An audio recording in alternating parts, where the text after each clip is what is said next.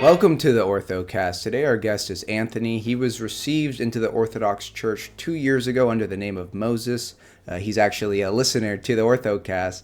So now he reached out to me and we're going to share his story and I'm really excited. Thank you so much for joining me today. Thank you for having me, man. I really appreciate it. I'm looking forward to this. Yeah. So my first question for you is, what was your early experiences with Christianity? Did you ever have a atheist phase at any point in your life? Um, so growing up, I grew up to just Christian parents. Hmm. They never owned church, but they were just Christian in name. They actually believed in God and Jesus, and but we never had a church life. Mm. My grandfather, my grandparents, they were like the Christians, of the family, and so when I Okay. was with them, we would go to church a lot. They were always in church. Baptist, kind Yeah. of, non-denominational. Hmm. Uh, um, so growing up, I always had like when I remember being a really little boy and remember and thinking God was real, but Hmm. not quite comprehending what or who God really was. I Yeah. would just say prayer before I go to bed so I wouldn't get a nightmare. That's how I look. Yeah. And, and so then, growing up though, any real thought of God, I really didn't believe so much Hmm. anymore. I always believed in oh, there's a higher power, but Yeah. I was involved. I want to go outside and do bad. So I'll think about that later. So Yeah. uh, not really an atheist phase, Hmm. but he just didn't take precedent in my life, and I had no idea growing up Yeah. about where my life would be headed. Yeah. So it just kind of took a backseat and you were focusing on more worldly things. And 100. yeah. And so Yeah. was there a moment where you're like, I need to take my faith more seriously? Like, was there a rock bottom point or anything that happened? Well, so um, I was working at a psychiatric ward at the time. This is Oh, fast now. wow. I was probably 23 at the time. Hmm.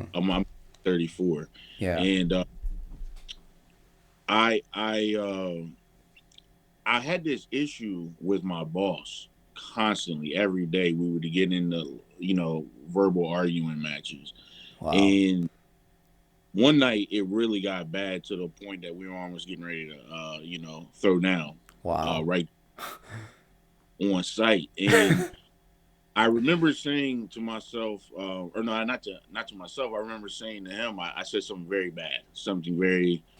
And for some odd reason, as I was fired and walking out to the parking lot and getting in my car, I was just like, I couldn't believe you said that, man.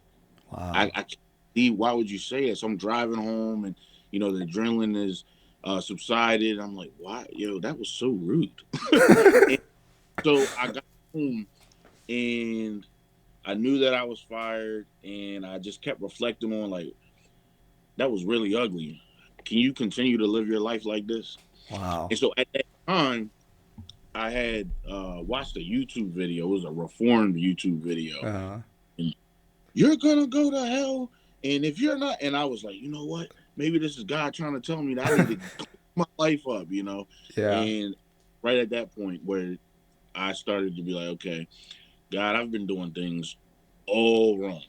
Mm. Just and maybe I should try things your way and see how that works out for me. And that's kind of how I got started.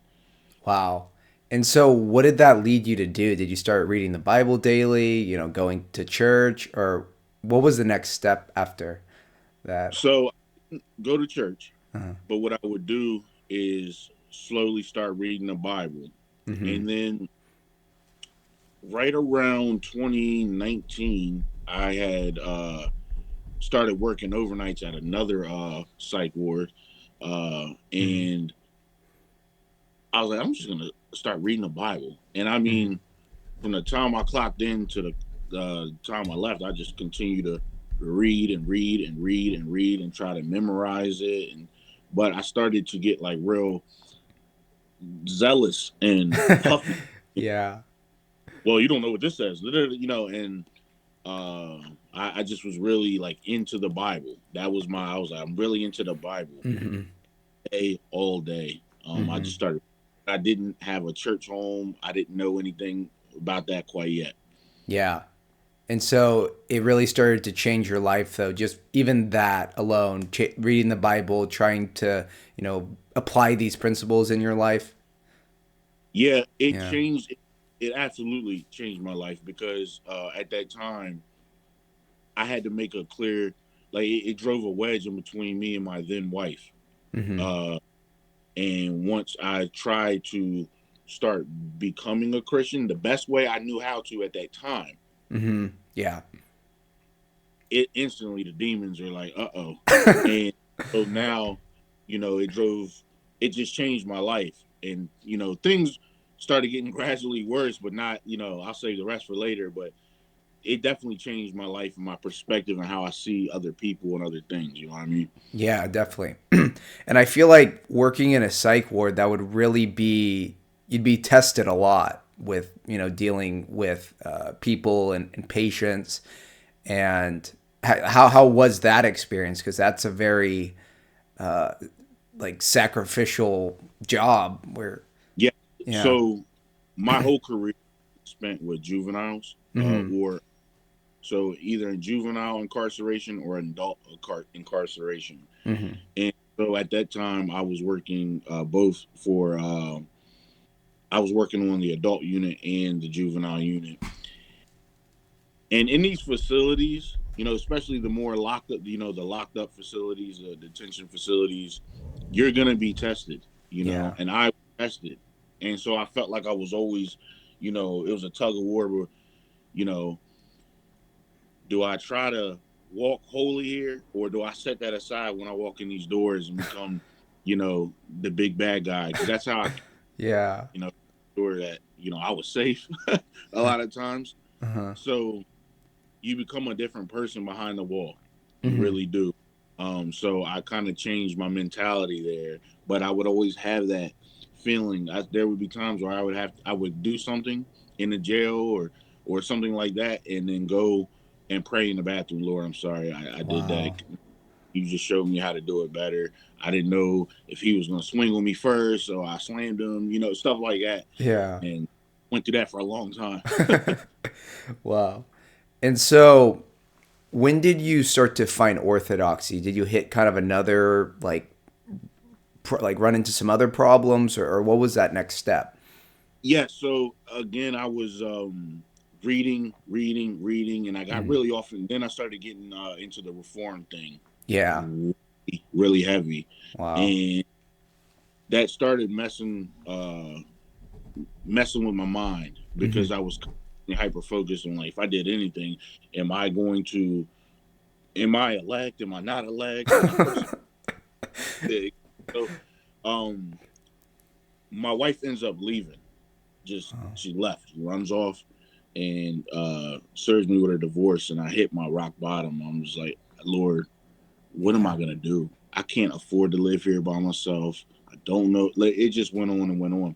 Wow. So looking back, I could see it clearly. But I ended up moving to Pennsylvania with Hmm. a friend who I met at work, who just came to Christ, and his Wow. girlfriend left. Weird. And so now he's living Wow. alone. He can't afford this place. I said, Yeah. hey, I'll move in, man. So we moved in, Wow. and then that is sort of the impetus on how I got to Orthodoxy, because I had been tired of being like a, a spiritual vagabond. I was like, sometimes I believe what these people say, and these people here, and these people say. Yeah. And then I said, Lord, I even started dabbling in Hebrew Israelism. Ugh. Oh no.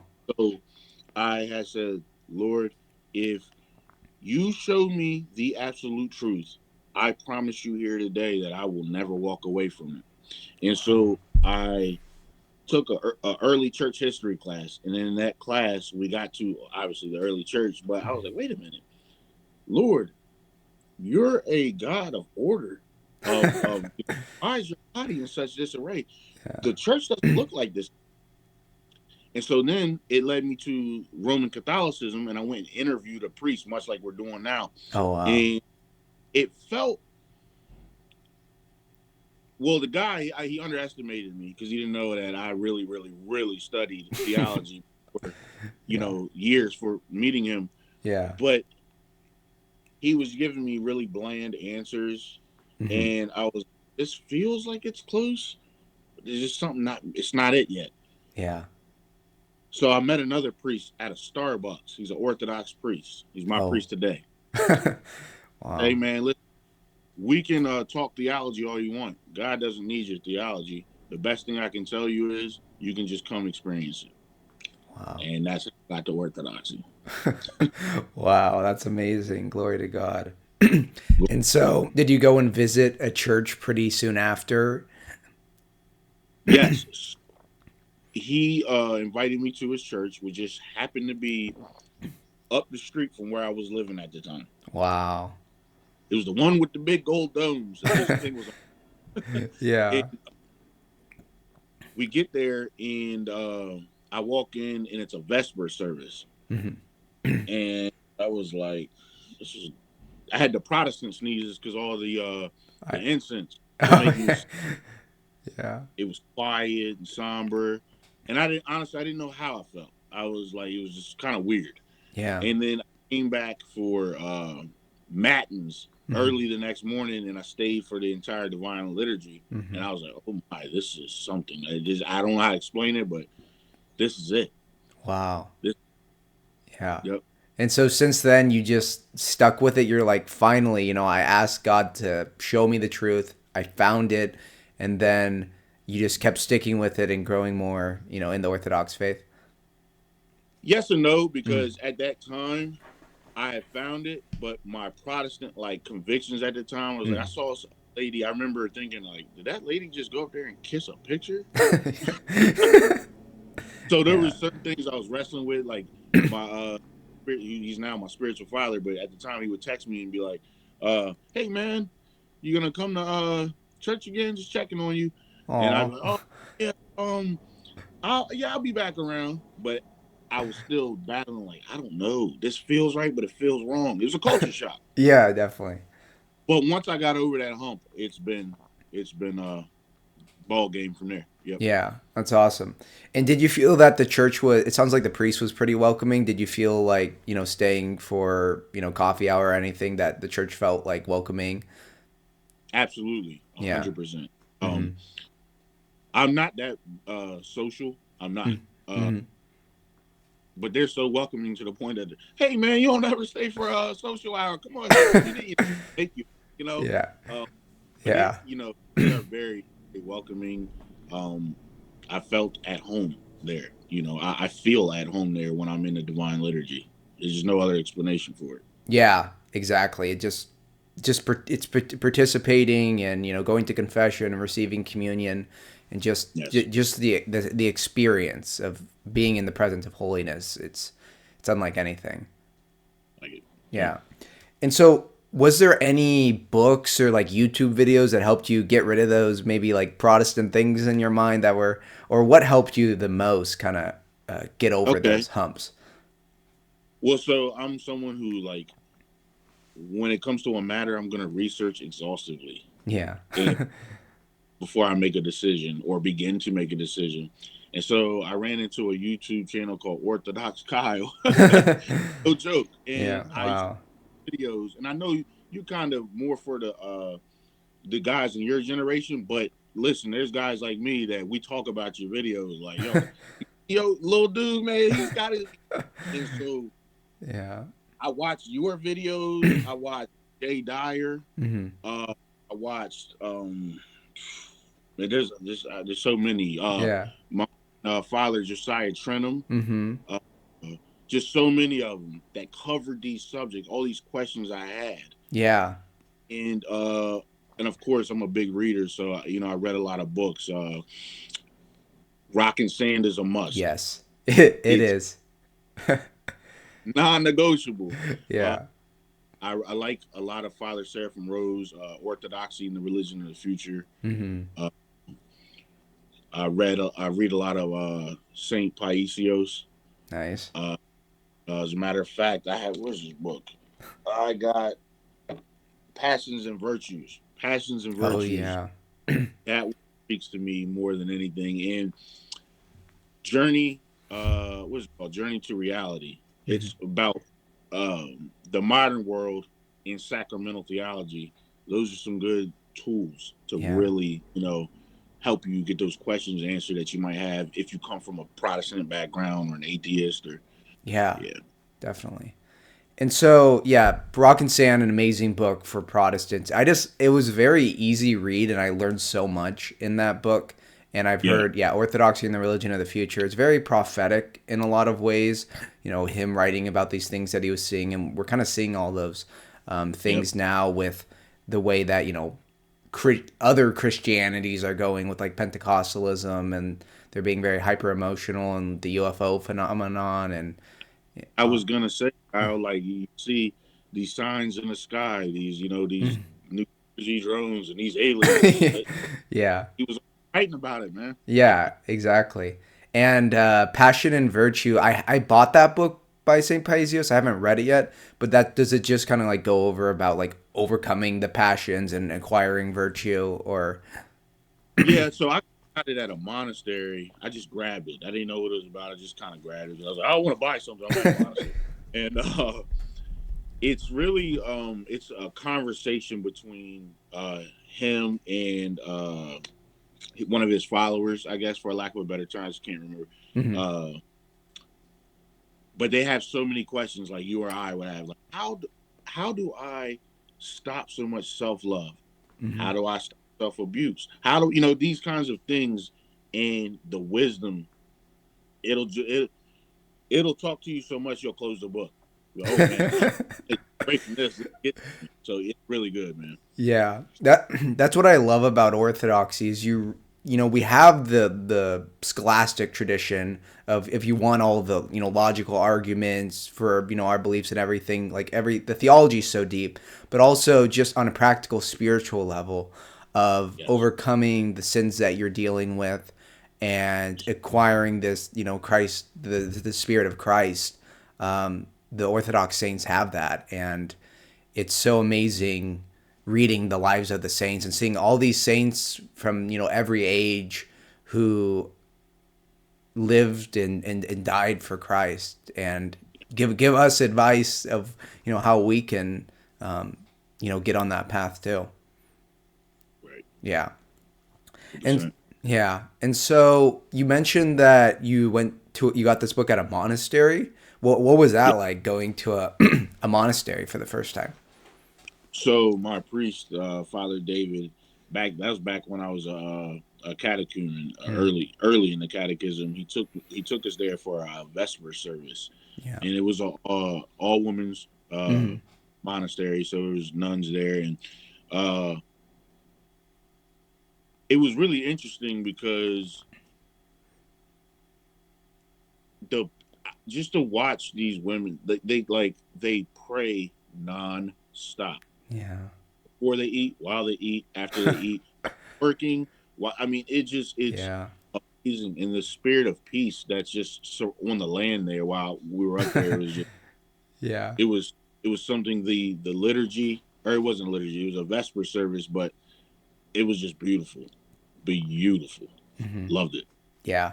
That's awesome. Yeah, I had the same experience when I went to a monastery. Just the land around it feels so awesome too. Like it's just like, since they're in the countryside and the monasteries are so beautiful and just seeing the devotion of these monastics. It's amazing. Yeah. Yeah. So my next question for you is, what advice would you give to a person looking into Orthodoxy, especially a Protestant? Couple things.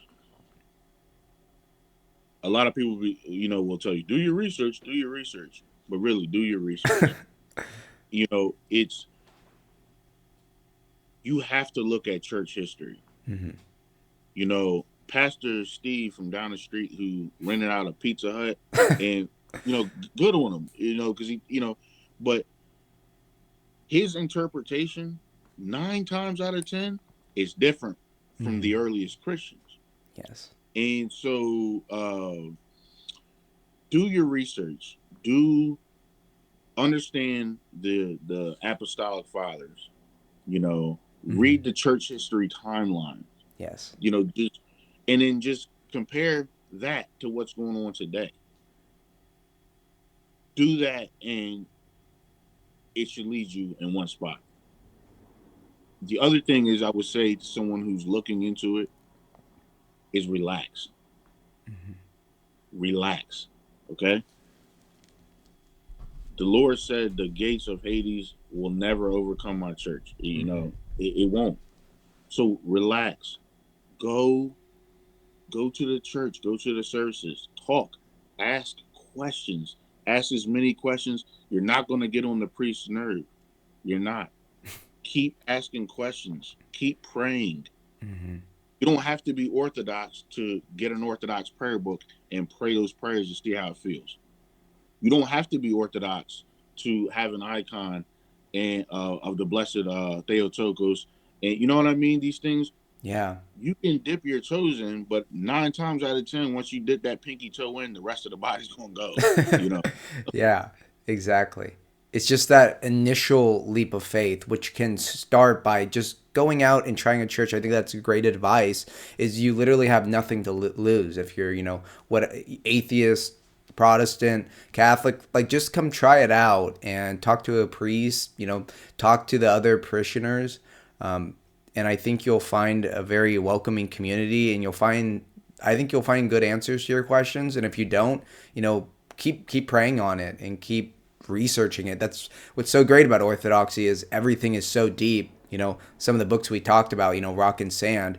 It's really great starting place for a Protestant who's been taught something since they were born, and they kind of need to learn the deeper side of history. So yeah, I think that's great advice. And so, in your conversion experience to Orthodoxy, did you have any trouble dealing with like family or friends who maybe were against Orthodoxy? No, because a lot of them don't know what it is. Yeah. Uh, my parents, they're like I said, they just, well, do you still believe in Jesus? Yes, mom. Okay, that that goes with them. Fine. Yeah. Uh, Hmm. Yeah. um, my friends, they don't really understand. Hmm. Some do, some don't, and it is Yeah. what it is. I don't Definitely. strive to be man. Yeah. That was definitely my like kind of experience with my family because they aren't religious. And Yeah, so when I was so excited about this, I talked about it a lot, and you know I struggled with like kind of like beating them over the head and having too much zeal, not enough patience with them. And so I think that's really important when you're new to Orthodoxy is built first, focus on your own faith, on building a sustainable faith, of being a good witness to Orthodoxy. And then your family members that maybe, aren't Orthodox or aren't Christian at all, just be a good witness to them. And you can talk about Orthodoxy, but don't try and debate with them constantly. right, Yeah, like right. just try and make it a positive lifestyle change that you're doing and that you're sharing with them. And if you want to invite them to a service to try it out, and maybe they'll be like, "Wow, that was really interesting, and the church was really beautiful, and the people were really nice." Just planting that seed because you never know. You plant the seed, and God can do wonders with that. I really believe. Absolutely, Yeah. 100%. Mm. One of my favorite quotes is from Saint Seraphim of Sarov. Hmm. Acquire a peaceful spirit, you know the rest. And Yeah. you acquire Mm. a spirit, then if you're really living the life, the Orthodox life, you have the Orthodox, what does they call it, the Framina, Yeah. yeah. Phronema. Yeah. Yeah. You have that, you acquire that, you're on the right. Yeah. And I mean, that's what we're all thriving to do is, it's one thing to intellectually know the truth, but then also to speak the truth in humility, because that's what's hard to do, and that's what we're called to do constantly. Absolutely. Yeah. So my next question for you is, when you reached out to me, you told me, I'm a black conservative Orthodox Christian from the hood. And so were you always more conservative leaning, having, Christian parents? I know a lot of people in the hood are more religious, have more conservative, family values, potlucks, stuff like that, like really community focused. And so did you ever have like a political shift from being a little bit more liberal to conservative? Or Yeah. Well, yeah. so as a kid, I didn't know anything about anything. And when I say a kid, I'm talking about all the way up to like 21 to 20. Yeah. I had my phase of like, yeah, man, everybody just needs to get along, like just hippie-ish. And then I Yeah. look to what I am now. Mhm. And my dad is an independent. Mhm. So he was an Obama supporter at that time, Mhm. but he is a staunch Trump supporter. How that I don't know, but Yeah. so um me becoming, like being conservative, it's just as you grow and as a boy grows into a man and puts away those things, you have to realize that con- there no political system is perfect, but Mhm. your beliefs should naturally align more on a conservative level, unless you're a spiritually liberal and a politically liberal, then Yeah. that's a problem. People are Exactly. spiritually liberal, and so they allow that to seep into their political beliefs, or vice versa. Mhm. For me, I had that experience. I read the Bible for what it was. I read the church fathers for what they are. I read, understand the church and her teaching, and yeah, it's just you just have to be. And so when I Mhm. was growing up, that was never like an issue for me because it wasn't a concern. You know Yeah. what I'm saying? Mhm. Definitely. Uh, yeah, Yeah. And so I think it's really important that we're spreading the gospel in church and bringing it to every nation, every people, every person, in our life. And so, how do you think we can evangelize? In the hood, maybe debunking some of these like racial myths that Christianity is a white man's religion. Even though when you look at the history, it's been all groups of yeah, people. I mean, Ethiopians, people in the Middle East, yes, Eastern Europe. In early church history, it was in India. I mean, and now it's pretty much everywhere. So this myth that it's just a white colonial structure thing. I mean, maybe for Catholicism and Protestantism there is some of that baggage, but Orthodoxy doesn't have that. right. And so first, there's it's layers. Hmm. Excuse me. The biggest hurdle is letting people know this is not the white man's religion. Hmm. Ethiopians weren't enslaved by the white man. Yeah. Check Acts 7, or was it Acts 8? It's Hmm. one of them. Yeah. The eunuch. Hmm. Uh, you can check. Again, people like little factoids and bite-sized information. All you have to do is say it's the white man's religion, show a white icon of Christ or something like that, and not explain why this is what it is. They'll take that and run with it. Yeah. Well, on TikTok, they said this is the white man's religion. It's ridiculous, right? Yeah. But explaining that part, that black people were a part of the Bible too, or Mm. or a part of always a part of the Christian faith. Once that seeps in, then you can go to, okay, so you're mad about the conquest and Mm. stuff like that. Okay, well, while that was going on, the Orthodox were getting trounced by the Ottoman Empire. We Mm. we can Yeah. now we history, and Uh-huh. then we can just keep building on that. The the the, the most important, if anybody's watching this today, you like, or, when they watch it, black people, if you can find your history in the Orthodox Church. Hmm. I want to say that one more time. You can find your history in the church. Your history is rich in the church. because the church is made up of all peoples. And yeah, evils of sin has happened in this world. That's just the wicked heart of man. Mm-hmm. But God has made a hospital for everybody to come. And there is plenty of black saints and plenty of black Christians and Mm-hmm. plenty, but you don't see that because one, you're in the West where, Yeah. it's dominant. The narratives are different, and Mm-hmm. but it's just a matter of you have to do things on your own. You have to, use your right mind and parse these things out, or you're gonna keep yourself in that mentality. And that's not for everybody. Not everybody's like that, but Yeah. I'm speaking to the few that that do feel that way. There's so much more. The church history is rich, and you know, I understand. One of the major things, Kyle, here is like, well, I don't even know where I come from. What tribe? What this? What in Mm-hmm. Africa?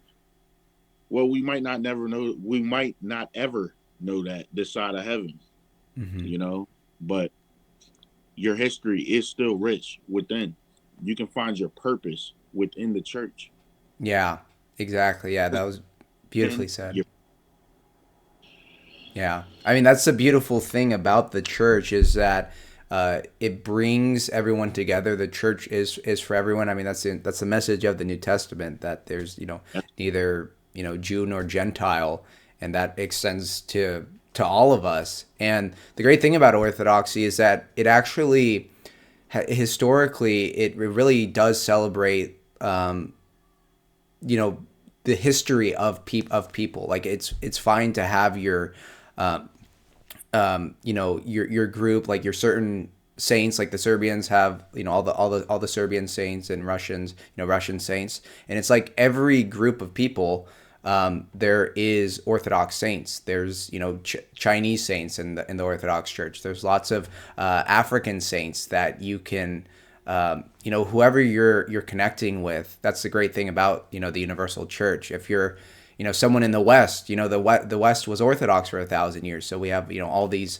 great saints like Saint Patrick of Ireland, and so right, it's really I think it's refreshing to people, and it's what people need to hear, because just with the political and cultural climate, it just politicizes everything, especially Christianity, into this kind of like Marxist dialectic of oppressor versus oppressed, right, versus Orthodoxy doesn't have that baggage, because it's been kind of mainly in the East, because of the oppression of the Ottomans and yeah, and then the communists.